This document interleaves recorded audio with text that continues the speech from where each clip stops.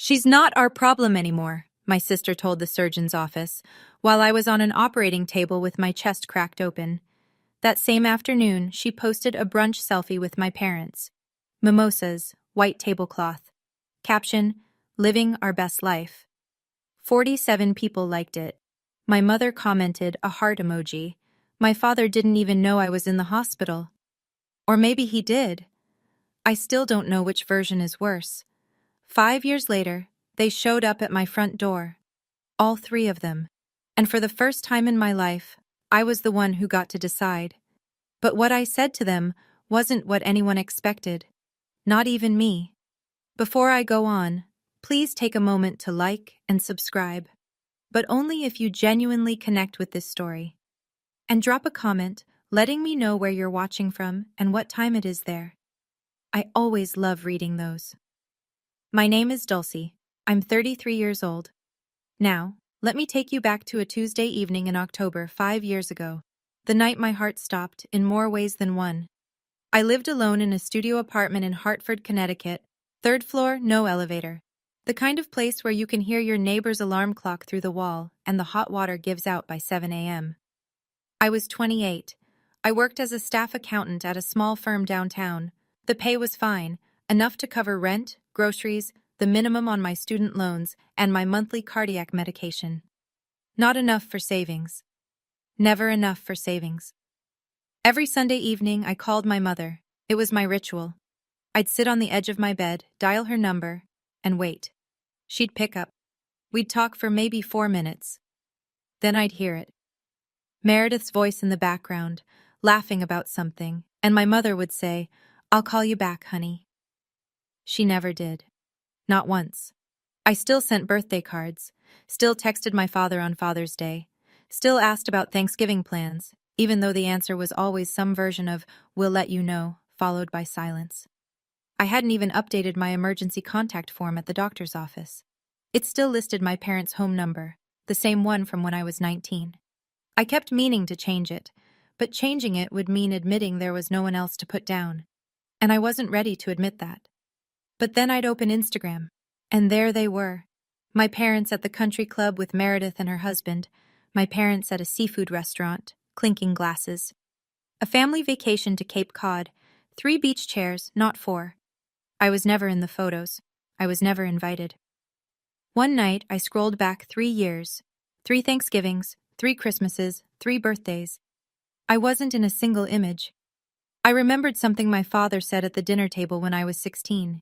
He put his fork down, looked at me and said, "We've spent $140,000 on your heart so far. Your sister hasn't cost us a dime in medical bills. Think about that." I thought about it every day. Meredith was 3 years older than me, and she had always been the sun in our family's solar system.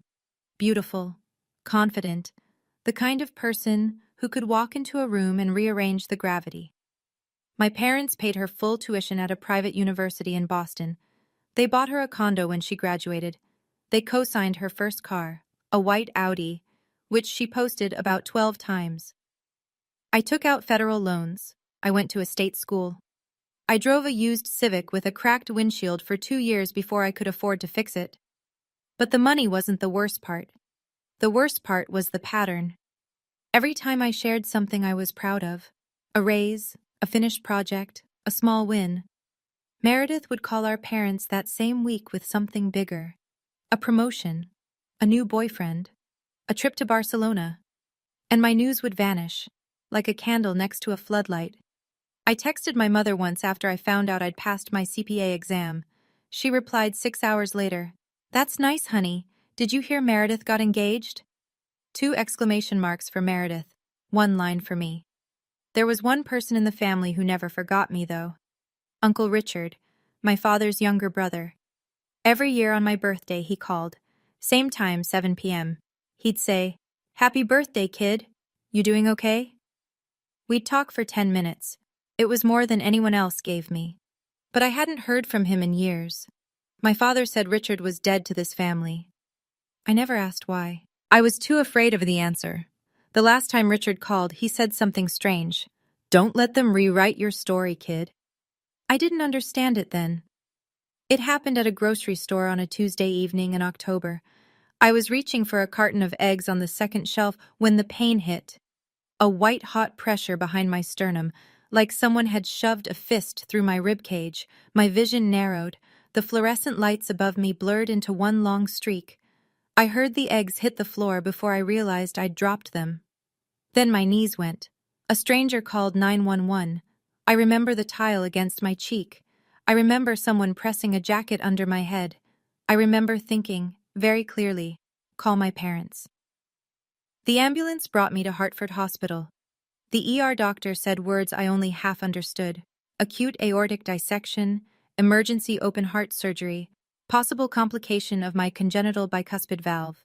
They needed to operate immediately. Under emergency protocol, they didn't need anyone's signature to save my life. But if something went wrong on the table, if they needed to make decisions about life support, about next steps, they'd need someone, a family member, a healthcare proxy, anyone. A nurse leaned over me. Her scrubs were pale blue. Her voice was calm but urgent. Is there anyone we should call? I gave them my parents' home number. It was the only emergency contact I had. They called. Meredith picked up. She was at my parents' house for dinner. I learned this later. All of it later. What she said was, "She's not our problem anymore. Please remove this number from her file." Then she hung up. I didn't know any of this when they wheeled me into the operating room. I didn't know it during the 6 hours of surgery. I didn't know it when the anesthesia wore off, and I opened my eyes to a room full of machines and silence. No flowers on the windowsill, no jacket draped over the chair, no one holding my hand, just a nurse sitting beside me. She had kind eyes and a name tag that read Nora. She looked about my age. There was a small framed photo tucked into her lanyard, an older man with silver hair standing in front of a half-built house. I didn't think anything of it then. "We called your family," she said softly. "They said they couldn't come." I closed my eyes. I didn't cry. I just lay there and thought. They couldn't come, or they wouldn't. I spent 2 weeks in the hospital. The first 3 days, I couldn't sit up without help. The incision ran from just below my collarbone to the bottom of my sternum, 18 staples holding me together like a broken suitcase. I called my mother from the hospital bed. Voicemail. I called my father. Voicemail. I texted Meredith. Just 3 words. "I'm in the hospital." She saw it. The little blue check marks confirmed it. No reply. On day 5, a woman from the billing department visited my room. She was kind about it, but the numbers weren't. The total charges before insurance, over $180,000. My employer-sponsored plan covered a portion, but the copay and deductible alone came to roughly $35,000. I didn't have $35,000. I didn't have $5,000. On day 9, my supervisor emailed. The subject line was restructuring update. The body was polite and empty. Due to my extended leave, my position would be reevaluated. No guarantees when I returned. I was lying in a hospital bed with a split chest, hemorrhaging money I didn't have, about to lose my job, and not a single person from my family had called, texted, or visited. That night, I couldn't sleep. I picked up my phone and opened Instagram. Meredith's latest post was 3 days old, posted the weekend after my surgery. A family dinner at an Italian restaurant, my father cutting into a steak, my mother laughing mid-sip, Meredith in the center, glowing. Caption: Sunday dinner with my favorite people. I scrolled to the comments. A college friend of Meredith's had written, "Where's your sister?" Meredith's reply, "Oh, she's doing her own thing. You know how she is. Her own thing." I was learning to breathe without a machine. They discharged me on a Thursday, 3 weeks after I'd collapsed in the grocery store. I took a cab home because there was no one to drive me.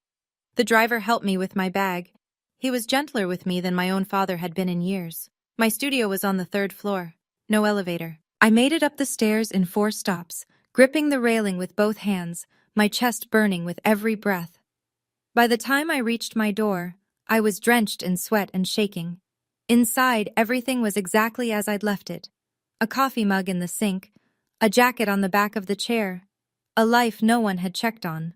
Over the next week, the mail arrived like a series of verdicts, a payment plan from the hospital, a severance letter from my company. Minimal. Clinical. A notice from my landlord. Lease renewal.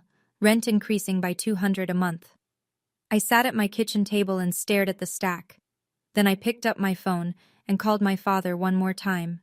He answered. Dulcie. Dad, I had heart surgery. I almost died. A pause. Meredith mentioned something. Are you calling to ask for money? I'm calling because I almost died and nobody came. 5 seconds of silence, I counted. We all have our own problems, Dulcie. You're an adult. Click. I sat on the kitchen floor with my back against the refrigerator. I pressed my palms flat on the cold tile. And for the first time since the surgery, I cried. Not because of the pain, not because of the bills, because I finally stopped pretending. They didn't come because they were busy. They didn't come because they chose not to. Then the doorbell rang. I wasn't expecting anyone. I looked through the peephole. A man stood in the hallway, mid-50s, silver at the temples, brown corduroy jacket. I didn't recognize him at first. Then I saw his eyes. They looked just like my father's, but warmer. It was a Tuesday, 6 days after I came home from the hospital. I opened the door. The man smiled, not wide, not bright, just enough. Dulcie, he said. It's been a long time. His voice unlocked something in my memory. Birthday calls. 7 p.m. Happy birthday, kid. Uncle Richard? He nodded. Can I come in? We sat at my kitchen table, the same table where the hospital bills and severance letters still sat in a pile. He didn't look at them. He looked at me, at the way I held my mug with both hands because the left one still trembled from the medication, at the way I sat hunched forward because sitting straight pulled on the staples. A nurse I know called me, he said. She told me what happened. She told me no one came. Nora. The photo on her lanyard. The man with silver hair in front of a half-built house. That was Richard. It had to be. Richard didn't rail against my father. He didn't curse Meredith's name. He just sat across from me in that small kitchen and said quietly, I know what it's like. Your dad did the same thing to me. 15 years ago. I asked him. I had to. Why did he cut you off? I went bankrupt, Richard said. Lost everything. My business, my house, my wife. Your father told the whole family I was a deadbeat, an embarrassment. Your mother went along with it. I haven't been inside their house since. I stared at the table. The pattern was the same. Fail. Become expensive. Get erased. Richard placed his hand flat on the table. I didn't come to talk about the past, Dulcie. I came because I have something for you. My pulse quickened. What? He shook his head. Not today. You need to rest first. I'll come back Thursday. Thursday? Thursday, he said. And he left. I stood at the window and watched him walk to his truck. An old Ford, clean but worn. He didn't look back. But he'd come. He was the only one who came. 3 days later, I got a text from a college friend named Jess. Hey, are you okay? I saw Meredith's post. I opened Facebook. I hadn't checked Meredith's page since the hospital. What I found made my hands go still. It was a long post, set to public, 3 paragraphs, written in the careful, trembling voice of a concerned older sister. It breaks my heart to share this, but my little sister has been struggling with some personal issues and has chosen to distance herself from our family. We've tried everything. Called, texted, invited her to holidays. She refuses. Please keep her in your prayers. Mental health is no joke. 212 likes, 81 comments. I read them one by one. You're such a good sister. Some people just push away the ones who love them. Praying for your family, Meredith. You can't help someone who doesn't want to be helped. Every comment was a nail. Every heart reaction was a lock. Meredith had rewritten the entire story. In her version, she was the grieving sister, and I was the troubled runaway who rejected a loving family. I wanted to type the truth in the comment section. I wanted to post the hospital bill, the unanswered texts, the screenshot of her brunch selfie. My fingers hovered over the keyboard, but I stopped. Because if I fought back publicly, I'd look exactly the way she'd described me. Dramatic, unstable, desperate for attention. She'd set the trap perfectly. So I did the only thing I could. I took screenshots. Every comment, every reply. The post itself, the date, the timestamp. I didn't know why. Call it instinct. Call it survival. Then I saw my mother's comment at the bottom. 6 words that cut worse than the surgery. We love you no matter what, Meredith. You've always been the strong one. The strong one, which made me the weak one, publicly, permanently. That night, I couldn't sleep. I sat in bed with my laptop and started going through everything. Emails, texts, calendar entries, 3 years of communication with my family, laid out in a timeline. And the pattern was so clear, I couldn't believe I'd missed it. 3 Thanksgivings ago, I emailed my mother asking about dinner plans. She replied, "Meredith said you had plans already." I never said that. 2 Christmases ago, I called my father to wish him Merry Christmas. He said, "Meredith told us you didn't want gifts this year." I had already mailed a package to their house. No one ever mentioned receiving it. 1 year ago, I sent my parents an email invitation to a small ceremony at the accounting firm. I'd earned my CPA certification. Nobody came. When I asked my mother, she said, "We never got an invitation, honey." I checked my sent folder. The email was there. Delivery confirmed. 3 holidays, 3 lies. All filtered through Meredith. I didn't have proof yet. Not the technical kind. But the math was simple. Every time I reached out, Meredith had already told my parents a different story. I was busy. I didn't want to come. I wasn't feeling well. A wall of small lies built brick by brick until my parents believed I was the one pulling away. She hadn't just ignored me during surgery. She'd been erasing me for years. The surgery was simply the first time the consequences were visible. I closed my laptop and sat in the dark. And I remembered something. The last birthday call from Uncle Richard years ago. His voice, steady and warm. "Don't let them rewrite your story, kid." He'd known. Even then, he'd known. I just hadn't been ready to hear it. I called Meredith the next morning. She picked up on the 4th ring. "Dulcie, what a surprise. I saw your Facebook post." "Which one?" "The one where you told everyone I pushed the family away." A beat of silence, then lightly, "Well, didn't you?" "I was in surgery, Meredith. You told the hospital I wasn't your problem." Her voice shifted, lower, controlled. "I don't remember saying that. The hospital has a record of the call." 3 seconds of nothing. I could hear her breathing. "You're being dramatic," she said. "As usual. Take the post down." "Or what?" A soft laugh, the kind that's meant to make you feel small. "You'll cry about it online? Nobody's going to believe you over me, Dulcie." "They never have." Click. I put the phone on the table. My hands were shaking. Not from the medication this time. From something hotter, something I hadn't let myself feel in years. Anger. Clean, clear anger. I picked up my phone again, opened the Notes app, typed the date, the time, every word she'd said as close to exact as my memory could manage. Then I went back to the screenshots from her Facebook post. I organized them in a folder, added the emails, the unanswered texts, the calendar entries. I wasn't building a case. I didn't have a plan. I was just doing what every person does when they've been gaslit for a decade. I was making sure I couldn't be made to doubt myself again. 2 days passed. Then Thursday came. The doorbell rang at exactly 10 a.m. Uncle Richard, right on time, and this time he was carrying a thick manila envelope under his arm. Richard sat across from me again. Same chair, same calm. But this time, the manila envelope lay between us on the table like a third person in the room. He didn't open it right away. Instead, he talked. "After your dad cut me off," he said, "I lost everything. Business, house, marriage. I was living in a motel off Route 8 for 4 months." He said it the way you'd describe the weather. No pity, no performance. "Then I found a house, little place up in Litchfield, falling apart, roof leaking, porch rotting, pipes frozen half the year. I bought it for almost nothing. Fixed it myself. Took 8 months.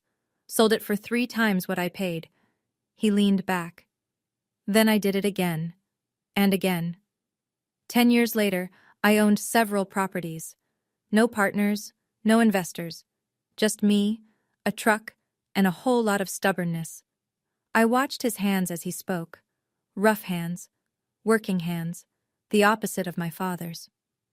I never had kids, he said, and I watched your dad raise you two, from a distance, but I watched. I saw what he did to you, Dulcie. Same thing he did to me. If you cost him something, you were the problem.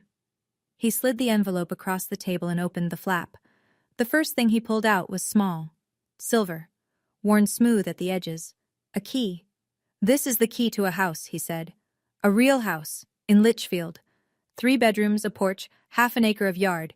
It's yours. I stared at it. What do you mean it's mine? I bought it 6 years ago, fixed it up myself. I put your name on the deed the day you turned 25. I just never told you. I picked up the key. It was warm from his hand. There's more, he said. But let's start with this.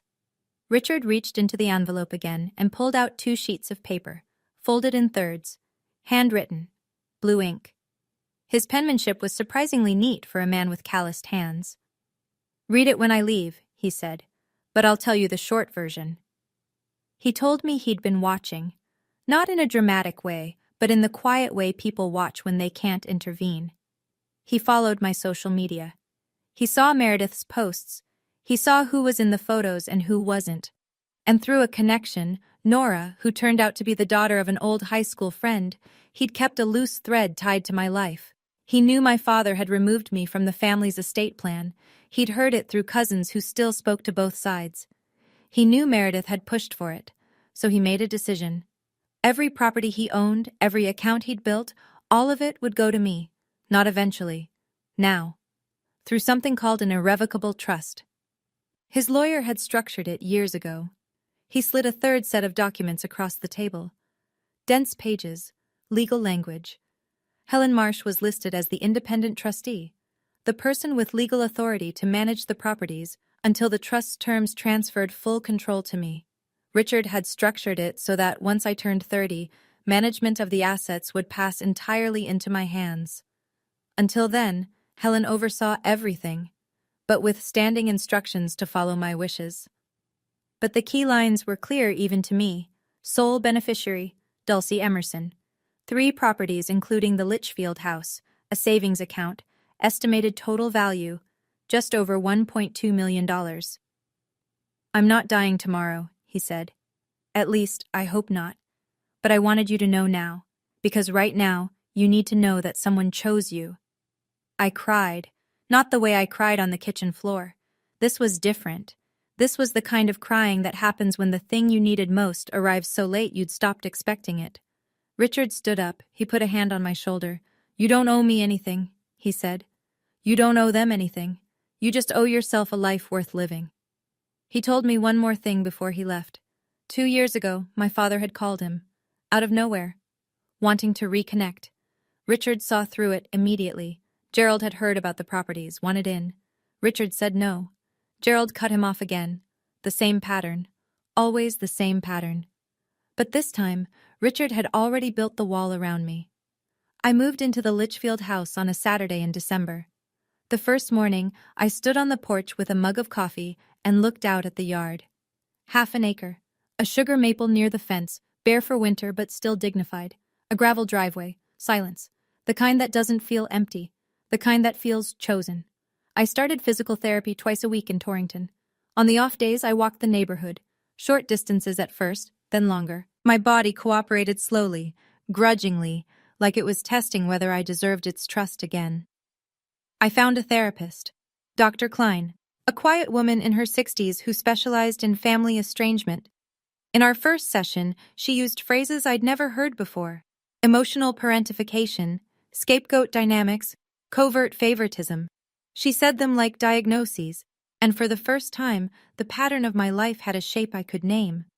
I got a new job, freelance accounting at first, then a staff position at a small firm in Litchfield. The commute was 8 minutes. The office had a window. My boss didn't count what I cost. I stopped calling my family. I didn't block anyone. I just stopped reaching out. And nobody reached back. No calls on my birthday. No text on Thanksgiving, no Christmas card, nothing. The silence confirmed everything Dr. Klein had named. I kept every screenshot, every email, every record. Not for revenge. Dr. Klein was clear about that. Document it for yourself, she said, so you never doubt your own memory again. 4 years passed. I built a life that was small and steady and mine. Then, one morning in March, Nora called. Her voice sounded different, tight, careful. Dulcie, your uncle is in the hospital. She paused. And your father just showed up here asking about his estate. I drove to the hospital in under 40 minutes. My hand stayed steady on the wheel. My chest did not.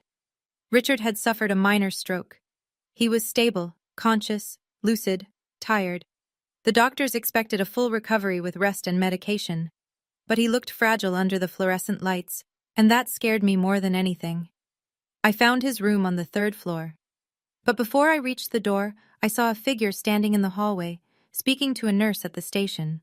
Charcoal suit, silver watch, posture like a man who owned the building. My father. He turned. Our eyes met for the first time in almost 5 years. He didn't say, "How are you?" He didn't say, "You look well." He didn't say, "I'm sorry about the surgery, about the phone call, about any of it."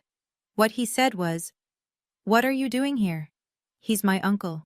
He's my brother. He hasn't been your brother in 15 years, Dad. Gerald's jaw tightened, a micro-flinch, just around the eyes. Then the mask slid back. He softened his voice, not out of warmth but strategy. I'd watched him do this my whole life. Look, I know we've had our differences, but family is family. I just want to make sure Richard is taken care of. I looked at him. Same suit, same posture, same man who hung up after 47 seconds when his daughter told him she'd almost died. That's thoughtful of you, I said. He blinked, uncertain whether I meant it. I didn't. Later, Nora told me what he'd asked at the nurse's station before I arrived. He'd wanted to know about Richard's next of kin, his power of attorney, who had decision-making authority. He wasn't here for Richard. He was here for what Richard had. The next day, I came back to the hospital at noon, and the hallway outside Richard's room looked like a stage. Gerald was there, Patricia was there, and Meredith, standing by the window with her arms crossed, scanning the corridor like she was appraising it. She looked different, thinner.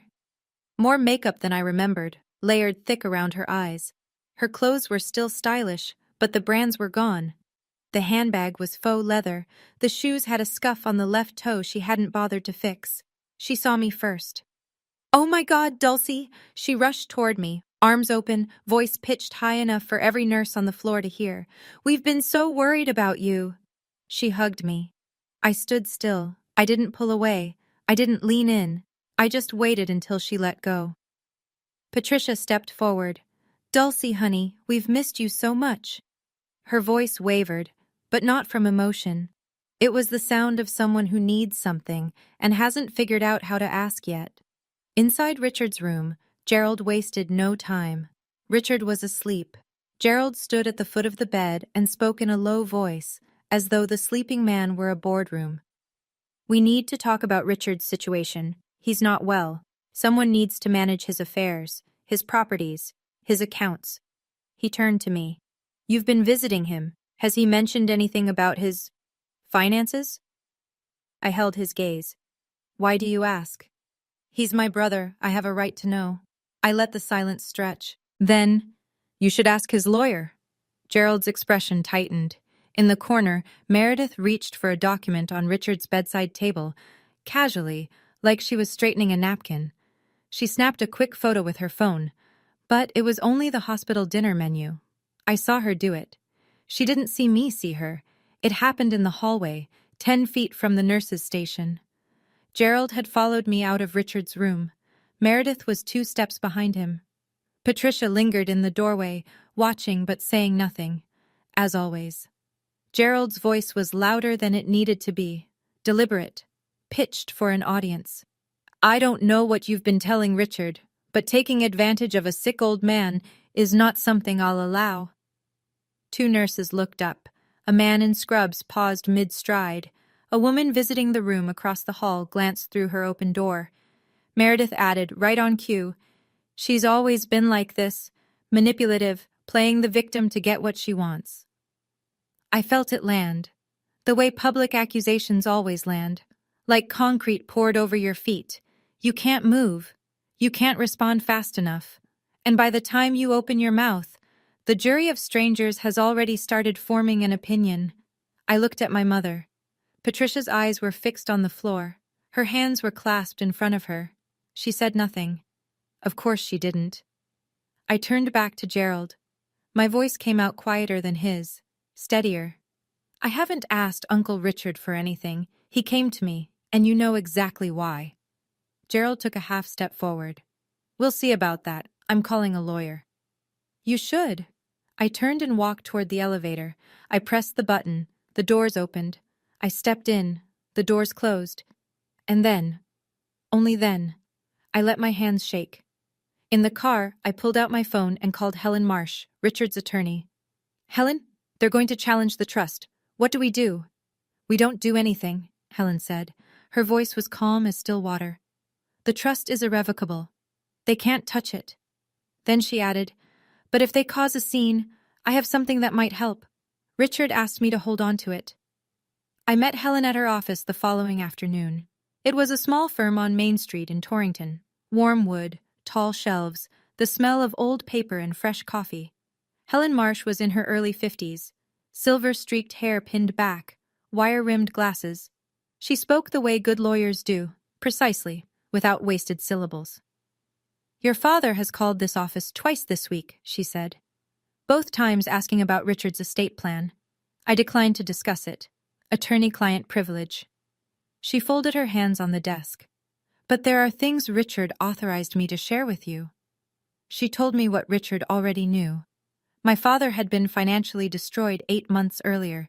He'd sunk his entire retirement, everything, into a commercial real estate development on the shoreline. The project collapsed, permits denied, partners pulled out. Gerald doubled down, borrowing against the family home through a second mortgage and a home equity line of credit. The investment collapsed.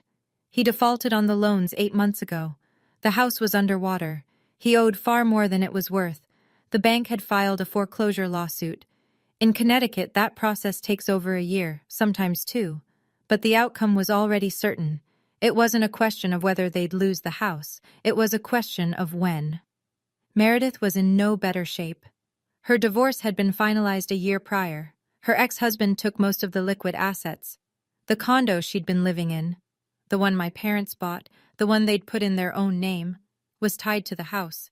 It was part of the bank's collateral. Your father contacted Richard 2 years ago, Helen continued, wanted to reconnect. Richard knew immediately what he was after. He refused. Your father stopped calling. Helen opened a drawer and placed a small envelope on the desk. Sealed. Handwritten label. To be opened when Gerald comes asking. Richard left this with me 2 years ago, she said. He told me you'd know when the time was right. I picked it up. It was light. I turned it over in my hands. I didn't open it. Not yet. Something told me this letter was meant for a room full of people, not a lawyer's office on a Tuesday. Richard was discharged from the hospital on a Friday. I drove him home to his main property, a restored colonial on 12 acres outside Litchfield. He walked slowly but steadily up the porch steps, one hand on the railing, the other waving off my elbow.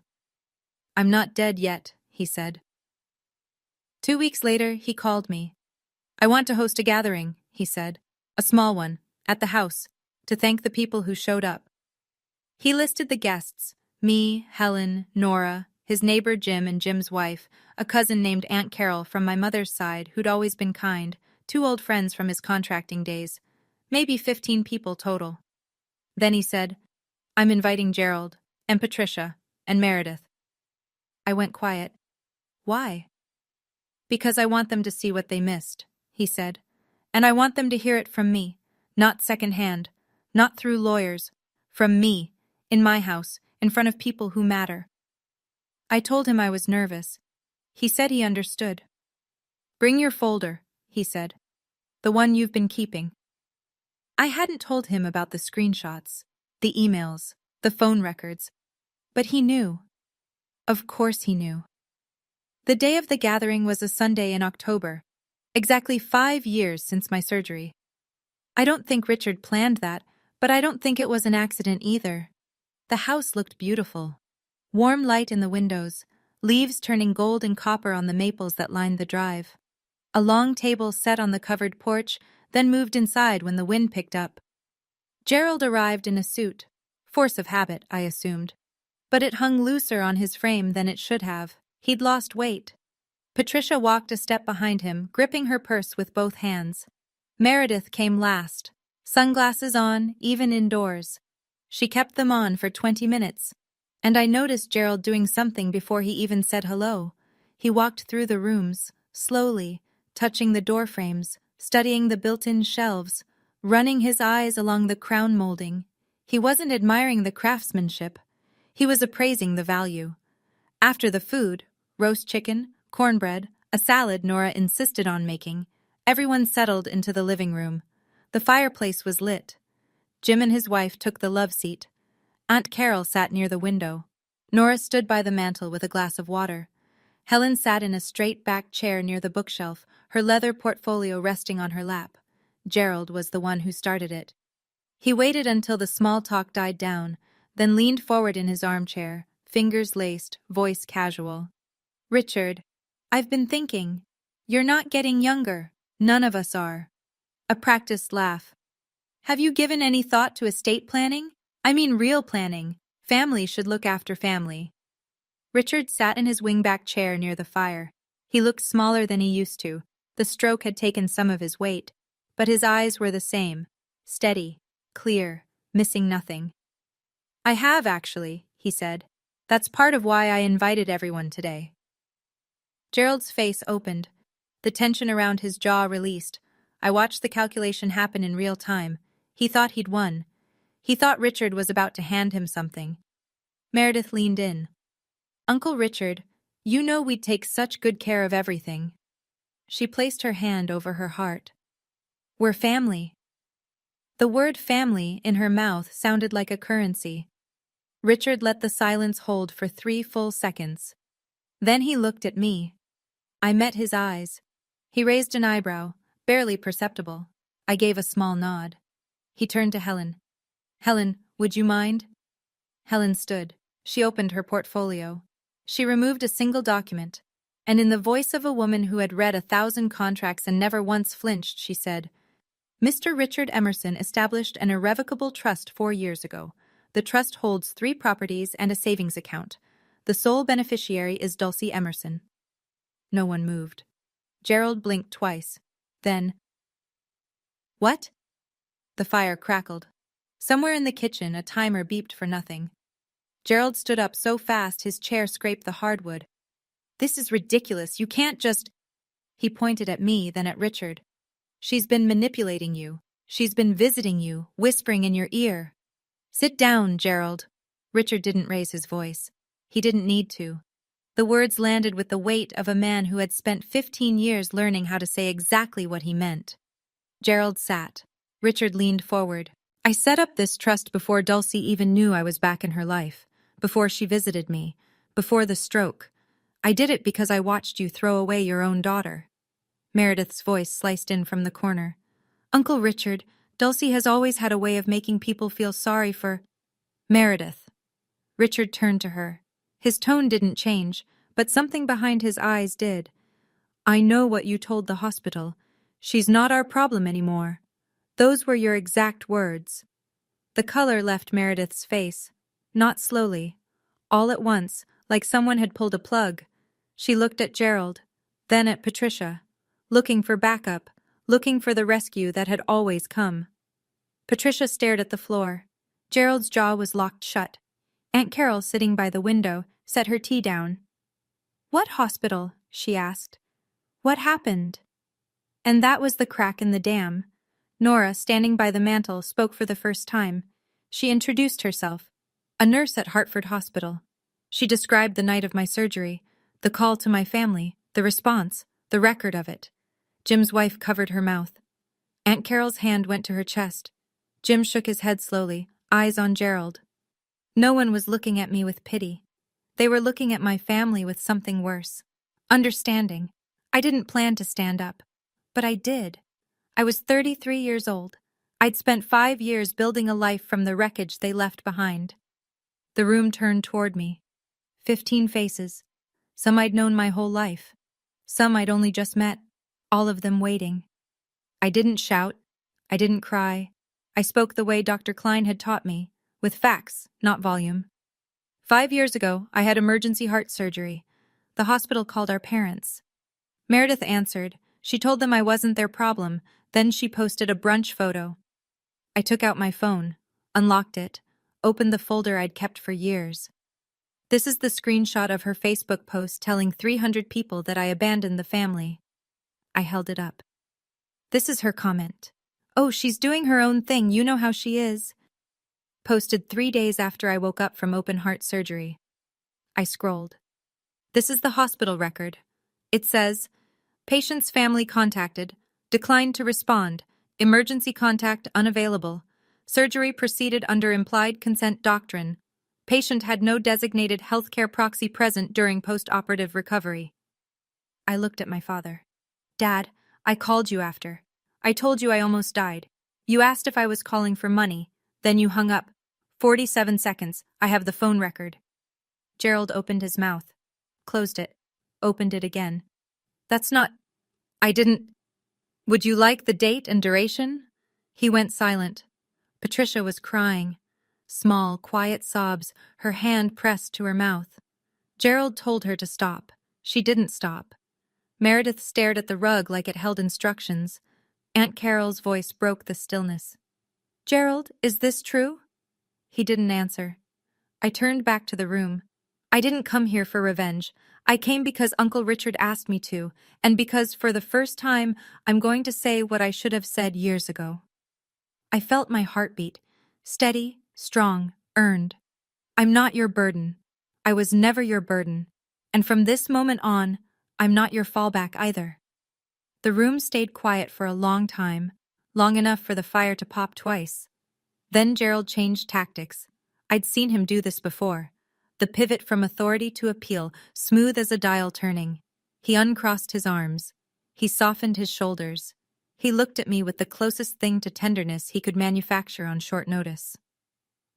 "Dulcie, listen. We've had a rough year. A very rough year. The bank is taking the house. We have nowhere to go." He paused. "Let that land. You have 3 properties now. Surely you can let your own parents stay in one of them, just until we get back on our feet." Meredith recovered faster than I expected. She sat up straight, smoothed her hair, and said, "Yeah, Dulcie. This is a chance to show you're the bigger person." I looked at her. 5 seconds. I counted them the way I'd counted my father's silence on the phone. "The bigger person," I repeated. "You mean the person you told the hospital wasn't your problem?" Meredith's composure cracked, just at the edges. I was stressed. I didn't mean..." "You posted a brunch selfie that afternoon, Meredith. Living our best life." "You weren't stressed. You were celebrating." Gerald cut in. "Enough about the past. We need help now." I turned to him, slowly, the way you turn to face a thing you've been running from your entire life. "You needed me to be your daughter when I was in surgery. You chose not to be there. I needed you to be my father when I called. You chose not to be. Now you need something from me." I let the words settle. And for the first time, I get to choose. I reached into my bag and pulled out the small envelope Helen had given me. The one with Richard's handwriting on the front, to be opened when Gerald comes asking. "Uncle Richard gave me this 2 years ago," I said. "He told me to open it when you came asking for help." Richard, sitting in his wingback chair, gave a single nod. I broke the seal. 2 sheets of paper, folded once. Blue ink. Same neat handwriting. I read it out loud. I kept my voice even. No performance, no flourish. Just words on a page in a room full of witnesses. "Dear Dulcie, if you're reading this, it means Gerald has run out of money and come looking for mine. I want you to know, you don't owe him anything. He made his choice when he let you wake up alone in that hospital room." I took a breath. "But I also want you to know this. Cruelty is a choice, and so is mercy. Whatever you decide, I'll respect it. You've earned the right to choose for yourself. That's all I ever wanted for you." Uncle Richard. I lowered the letter. Aunt Carol wiped her eyes with the back of her hand. Jim's wife was holding his arm. Nora stood by the fireplace, perfectly still, her face unreadable but her eyes bright. Gerald stared at his own hands, spread flat on his knees. He said nothing. For perhaps the first time in my memory, Gerald Emerson had no argument, no angle, no counter. Then Patricia spoke. Quiet, broken. Dulcie, I'm sorry. I should have come to the hospital. I knew. Meredith told me it wasn't serious. But I should have checked. I should have come. The room seemed to inhale. She knew. She'd always known. She hadn't been lied to. She'd been given a convenient excuse, and she'd taken it. That was worse. I folded the letter and placed it back in the envelope. I set it on the side table next to Richard's chair. Then I straightened and addressed the room. Not just my parents. Everyone. I'm not going to let you lose your home and sleep on the street. That would make me like you, and I'm not like you. Gerald's head snapped up. Something flickered across his face. Relief, maybe, or the beginning of it. I didn't let it settle. As trustee, Helen has prepared a 6-month lease for the cottage on Maple Street. I've approved the terms, one of Uncle Richard's properties. It's small but clean, market rate rent. If you can't pay immediately, the first 2 months are deferred. Helen opened her portfolio and produced a short stack of papers. She set them on the coffee table between us. Gerald looked at the documents, then at me. A lease? You're going to charge your own parents' rent? You charged me for being alive, Dad. You counted every dollar you spent on my heart, 140,000. You told me that at the dinner table when I was 16. So, yes, market rate. He flinched. The number hadn't changed. He just hadn't expected to hear it from my mouth in front of people. There's one more condition, I said. Meredith takes down the Facebook post, the one where she told 300 people I abandoned the family. She posts a correction, a real one, or the lease is off the table. Meredith stared at me. You can't be serious. I'm extremely serious. I looked at each of them, Gerald, Patricia, Meredith, one at a time. You have a week to decide. Helen has the paperwork. Then I walked out to the porch. The October air hit my face. Cool, clean. The sugar maples along the drive were blazing red and gold. I breathed in, deep, full. For the first time in 5 years, my chest didn't ache. The week after the gathering, my phone buzzed more than it had in 5 years combined. Aunt Carol called first. She talked for 40 minutes. Not about the trust or the money, but about me. About how Meredith had told the extended family I'd moved out west and wanted space. About how no one questioned it because Meredith told it so convincingly, with just the right amount of sadness in her voice. I had no idea, Dulcie. None of us did. She made it sound like you wanted to disappear. Carol had already told the rest of the family, cousins, an uncle in Vermont, my mother's sister in New Hampshire. The truth spread the way truths do when they've been held underwater too long. Fast, messy, impossible to contain. I started receiving messages from people I hadn't heard from in years. I'm so sorry. I should have asked. I can't believe Gerald let this happen. Each one was a small stitch in something that had been torn for a long time. Meredith's Facebook post was deleted within 3 days of the gathering, but she didn't post a correction. The comments section had already turned. Someone had asked pointed questions, then more. She locked her profile, then deactivated it entirely. Gerald and Patricia signed the lease on day 6. Helen handled the paperwork. Gerald signed without looking at me. Patricia signed with shaking hands. As they were leaving, Gerald paused at the door. He didn't turn around. He just stood there for a few seconds, one hand on the frame, like he was deciding whether to say something. Then he walked out. It was the first time I'd ever seen my father hesitate. They moved into the Maple Street cottage the following weekend. 2 bedrooms, 1 bathroom, a small yard, modest, clean. Enough. I didn't feel triumph. I didn't feel joy. I sat on my own porch that evening with a mug of tea and stared at the darkening sky and felt something Dr. Klein had warned me about. Closure doesn't always feel like victory, she'd said. Sometimes it just feels like quiet. She was right. But then Nora called, and she told me something that cracked the quiet wide open. Dulcie, I need to tell you something. About your mother. She called the hospital. 1 week after your surgery. 2 in the morning. She asked if you were alive. Then she hung up. Didn't leave her name, but I took that call. I remember. Because she was crying. I didn't say anything for a long time. Nora waited. She was good at that. Good at sitting in silence with someone whose world had just tilted sideways. She knew, I finally said. She knew, Nora confirmed. I set down my tea. My hands were steady. But something inside my chest, something deeper than the scar, ached in a way I hadn't felt in years. Patricia had called. At 2 in the morning, 1 week after her daughter's heart was cut open and sewn shut, she'd picked up the phone, dialed the hospital, and asked a stranger if I was still breathing. Then she hung up, went back to bed, and didn't call again for 5 years. I sat with that for a long time. I didn't know what to do with a love that only shows up at 2 a.m., with the lights off, where no one can see it. Dr. Klein said it was the most common form of complicity, not hatred, not indifference, cowardice dressed up as loyalty. A month after the gathering, Meredith called me. I almost didn't pick up. But something in the timing felt different. It was late, past 10. Meredith never called late. Her voice was flat. No sweetness, no performance, just fatigue. I took the post down. I know, you didn't post a correction. I can't. If I do that, everyone will know that you lied? They already know, Meredith. A long silence. I could hear her breathing, ragged, unsteady. I don't know when I became this person, she said. I waited. She didn't say anything else. I can't answer that for you, I said. But you might want to talk to someone who can. She hung up without saying goodbye. In the weeks that followed, I heard the rest through Carol. Meredith had lost most of her friends after the divorce.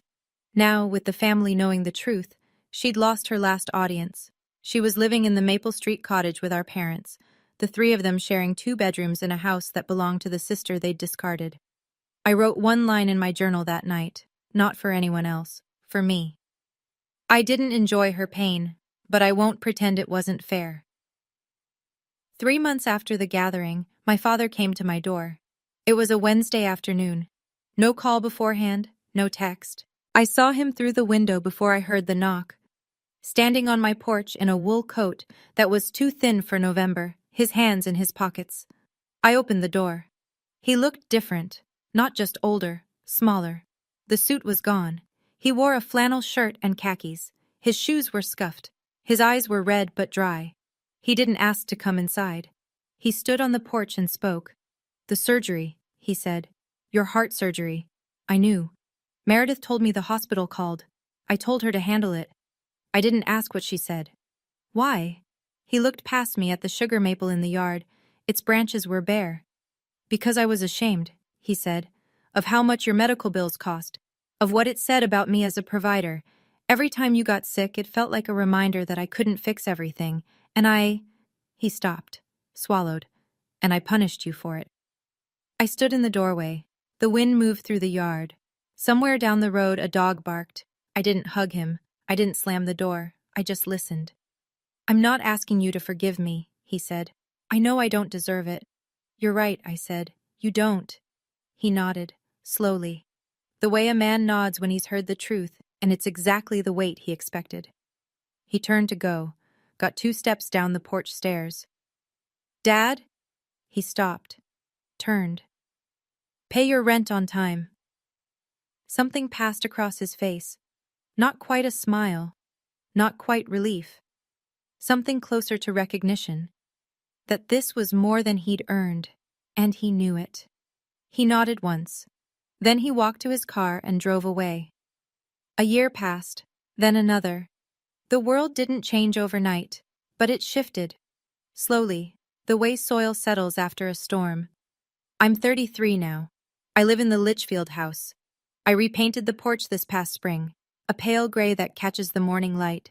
There's a garden bed along the south fence, mostly herbs and tomatoes. And a cat named Buckley who showed up one February and never left. I work as a senior accountant at a firm in town. The partners know my name. My desk has a window that faces a row of birch trees. I'm not rich. I drive a 10-year-old Subaru. I pack my lunch most days. But every bill is paid, every payment is mine, and nobody counts what I cost. My health is steady. I see my cardiologist twice a year. I take my medication every morning with a glass of water on the porch. The scar on my chest has faded to a pale silver line. I used to cover it. I don't anymore.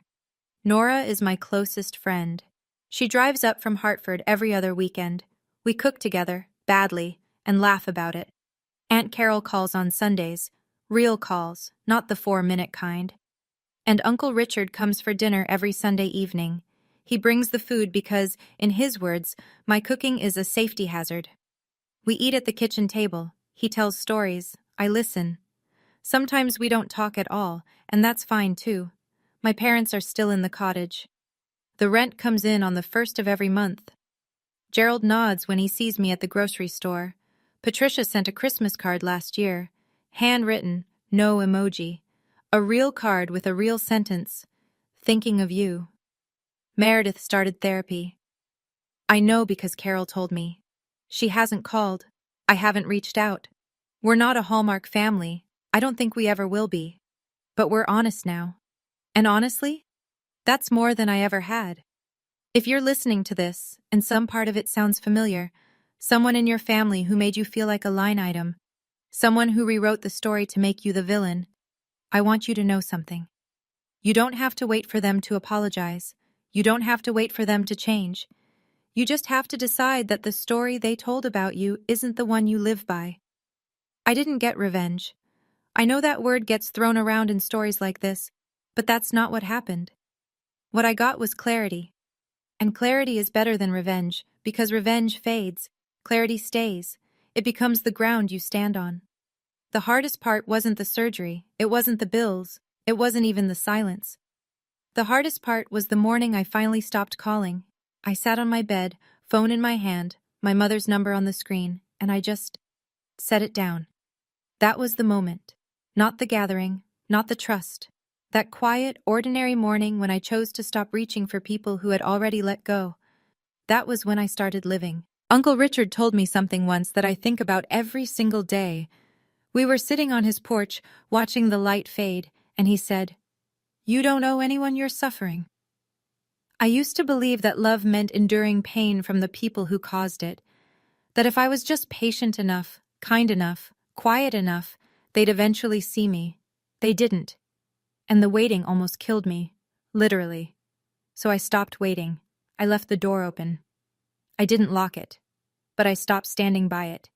And the people who were supposed to walk through, some of them did, just not the ones I expected. It's a Sunday night in October. I'm sitting on the porch of the Litchfield house. The sugar maple has turned, a deep, impossible gold against a gray sky. Buckley is curled at my feet, one paw twitching in some dream he'll never tell me about. There's a mug of chamomile going cold on the railing. My phone buzzes. I pick it up. A text from a number I haven't seen in months. "Hey, Dulcie, it's Meredith. I posted the correction today. I'm sorry it took this long." I read it twice. I feel it settle somewhere between my ribs. Not anger, not relief. Something quieter. Something like a door being set back on its hinges after years of hanging crooked. I set the phone face down on the armrest. Not because I'm ignoring it, but because I'll answer on my own time. Not hers. I'll respond. Eventually. Not today. Today is mine. 5 years ago, I woke up alone in a hospital room with 18 staples in my chest and no one to call. I thought that was the worst moment of my life. It wasn't. It was the beginning. Because that was the day I stopped being someone else's afterthought and started being my own first priority. And that's the story of how an envelope on a hospital bed gave me back my life.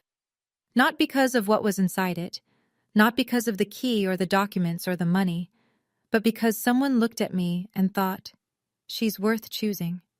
If this story made you feel something, I'd love to know. Would you have let them stay? Or would you have let them figure it out alone? Drop your answer in the comments. I read every single one. And if you haven't already, subscribe and hit that bell. There are more stories waiting for you in the description below. Thank you for being here.